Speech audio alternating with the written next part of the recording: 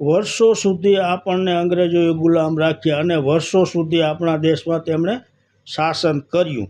આ અંગ્રેજો આજે પણ આપણી ઉપર શાસન કરે છે એવું નથી લાગતું? તો એનો જવાબ છે હા, હજી પણ તે અંગ્રેજો આપણી ઉપર શાસન કરે છે અને આપણને ગુલામ તરીકે જુએ છે।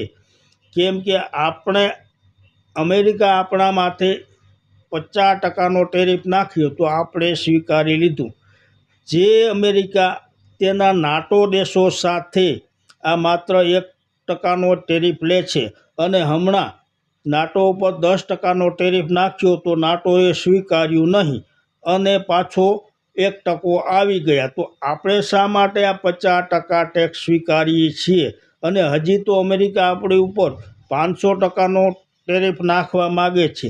તો તે શું આપણે સ્વીકારી લેશું? તો જો આ સ્વીકારશું તો અંગ્રેજોના ગુલામ આપણે નથી અને અંગ્રેજોનો $1 અને આપણા 90 રૂપિયા, તો આ શું ગુલામી નથી? અને આપણો દેશ લોકલ ફોર વોકલ તરફ જઈ રહ્યો છે અને આપણે લોકલ ફોર વોકલ કરી પણ રહ્યા છીએ।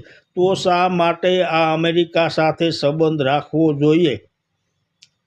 બીજા ઘણા દેશો છે જે આપણા મિત્ર દેશો છે, આપણને સાથે રહે છે, સાથે ઊભા રહે છે અને તેની સાથે આપણો વ્યવહાર પણ છે। તો શા માટે આ એક અમેરિકાને જતું ન કરી દઈએ?